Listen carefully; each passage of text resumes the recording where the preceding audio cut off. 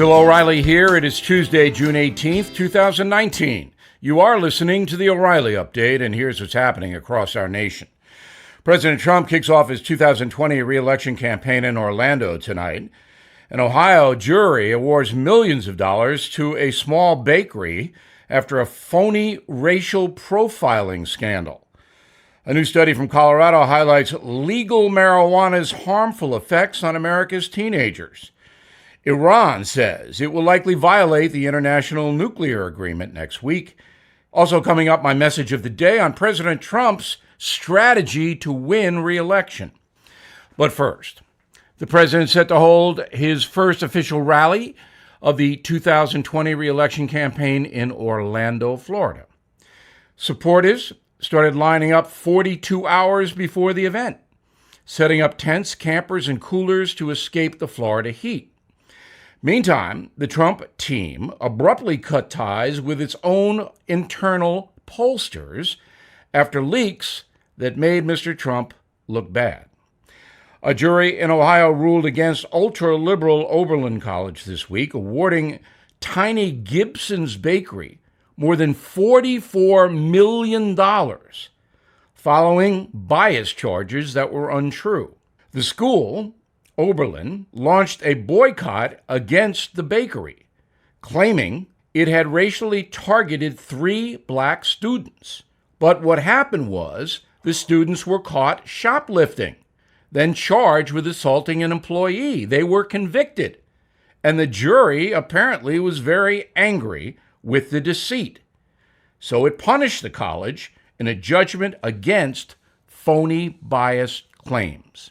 The first state to legalize marijuana is learning about unintended consequences.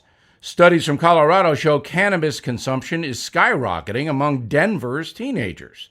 The legal purchase age is 21, but that seems to have little effect on young people's ability to obtain the drug. Officials say treatment for cannabis-induced symptoms are up 700% since pot was made legally available. Iran warning the world it will likely violate the international nuclear agreement. According to Tehran, the Islamic Republic will cross the legal uranium threshold set by the 2015 accord. The Pentagon confirmed Monday the deployment of additional troops to the Middle East to counter Iran's growing threat. Coming up, the message of the day on how President Trump thinks he will win re-election. A few weeks ago, we announced our first ever cruise through history taking place next spring. This is more than your average pleasure cruise. Yes, there's going to be great Italian food and plenty of time to bask in the Mediterranean sun. But we're also going to take you back in time to the foundations of our faith, our freedom, and human progress. There are 4 options available on the cruise, but basically we'll begin in Venice, then sail the eastern Mediterranean, visiting Croatia, Greece, and Israel. While there, you'll walk where Jesus and the prophets walked, guided every step of the way. I'll be there, so will my pal Glenn Beck. 2 of us will be doing a couple of shows together, one while at sea, the other in Israel. Also joining us, David Barton, Rabbi Lapin, and Stu. We would love for you to share this experience as we cruise through history together. Please visit comesailaway.com to learn more. That's comesailaway.com for all the details. Time now for the O'Reilly Update message of the day. The campaign for 2020 has started very early. 24 Democrats want to challenge President Donald Trump for the Oval Office. Now, President Trump knows he must get into the game quickly for 2 reasons. He has to raise an enormous amount of money, perhaps more than $500 million. He also wants to answer charges from the Democratic candidates.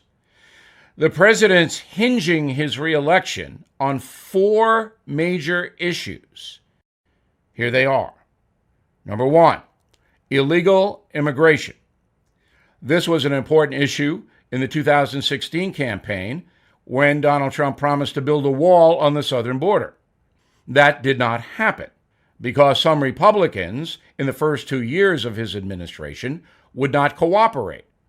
And then, when the Democrats won the House, any talk of a wall was banished.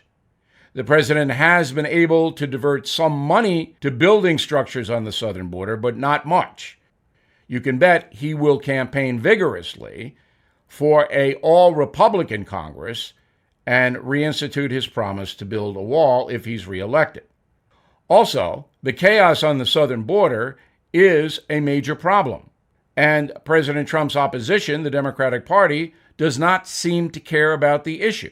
Not one of the 24 Democrat candidates has raised the issue as an important situation. All of them are downplaying it, and there are few solutions coming out of the Democratic Party. Expect Donald Trump to make a big deal out of this. The second major issue Trump will run on is the economy. That's basically numbers. Right now, the U.S. economy is strong, but anything could happen in the next 18 months. Americans often vote their wallets, so keep your eye on the U.S. economy. The third issue is a trade deal focus. We all know that President Trump won in his threat against Mexico on tariffs if the Mexican government didn't cooperate in stemming migrants. But the Chinese situation remains unresolved. If President Trump is able to get a good trade deal with China that saves Americans billions of dollars, that will go a long way. However, China is notorious for making deals and breaking them, so this issue will remain undefined for quite some time. The final situation is Iran and Islamic terrorism. President Trump did a good job in defeating ISIS. That terror group was very powerful under Barack Obama, but now is on the run all over the world. Iran, however, remains a wild card, threatening to develop nuclear weapons and to attack people it doesn't like.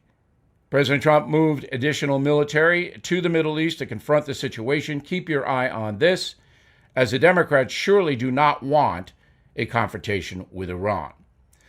The final thing is that the Democratic Party is dominated by far-left zealots who want all kinds of radical things like open borders and unfettered abortion. I don't know if President Trump will make a big deal out of that, but it is a very compelling situation. For more news and commentary, please head on over to BillO'Reilly.com. Check out the No Spin News every night, 7 Eastern. You may like it a lot. Ahead, something you might not know, did we have a gay president? The housing market on fire all over the country with interest rates falling. It's a great time to sell your home. If you want to sell or buy, the competition is going to be fierce. You need a great real estate agent to help you. That's why my friend Glenn Beck started the service realestateagentsitrust.com as a way to make sure you get connected with agents who are successful, ambitious, like-minded, and eager to help you with your biggest investment. These are agents with a long track record of performance. There are no part-time or inexperienced agents in Beck's network. These are all professionals who have the tools and the talent to successfully take you through the process. Market value for your home cannot be done by a computer program or an equation. It takes years of expertise to evaluate your market and to price your home to sell quickly for top dollar. These agents are experts in your town, and they do business like you, with your values. So get moving today with realeestateagentsitrust.com. That's realeestateagentsitrust.com. Now for something you might not know. Democratic presidential hopeful Pete Buttigieg gained attention this week when he told a reporter that he believes that America has already had a gay president. Mayor Pete is gay himself. Mr. Buttigieg said, quote, "I would imagine we probably had excellent presidents who were gay. We just didn't know which ones." His comments may come as a surprise to some, but here's something you might not know. Some historians actually believe a gay man once occupied the White House. That man? America's 15th president, James Buchanan. While it's impossible to know for sure whether Buchanan was gay, there's a lot of speculation to suggest that he was. Much of it surrounding his relationship with a man named William Rufus King, an Alabama senator and then vice president under Franklin Pierce. King and Buchanan lived together for more than a decade in a Washington boarding house, often attending official government functions together. They were so close that Tennessee Governor Aaron Brown referred to King as Buchanan's better half, while Andrew Jackson mockingly referred to the pair as, quote, Miss Nancy and Aunt Fancy. Jackson, obviously not a PC kind of guy. When Mr. King moved to Europe in 1844 to become ambassador to France, Buchanan confided to one friend, I am now solitary and alone, having no companion in the house with me. I have gone a-wooing to several gentlemen, but have not succeeded with any of them. The two politicians remained close until King's death in 1854, just 45 days into his vice presidency under Mr. Pierce. To this day, James Buchanan remains the only president to remain unmarried throughout his life. When he moved into the White House in 1857, duties normally handled by the First Lady were taken on by Buchanan's niece, Harriet Lane. While James Buchanan's sexuality may still be undefined, there's very little debate about his record. Historians consider the 15th president to be one of the worst in American history, having failed to address the growing regional unrest which ultimately led to the American Civil War. Old Buck was weak and indecisive. So Mayor Pete may be right. Very likely the USA may have already had a gay president. We'll be right back. China and Mexico trade wars can have an impact on inflation and weaken the U.S. dollar. That's why many Americans are deciding to protect their cash by investing in gold. I recommend that you contact the Hartford Gold Group to learn more. To get you started, the Hartford Gold Group will gift a free silver coin to all of my radio listeners. If you are listening right now, you can get this free coin from the Hartford Gold Group. No purchase necessary. All you have to do is give them a call. 877-444-GOLD. 877-444-GOLD. So call them today to claim your free coin, available for a limited time only. The number, 877-444-4653, 877-444-4653. Call now.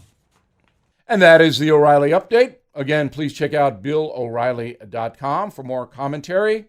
And please consider my book, Killing the SS, makes a great Father's Day gift.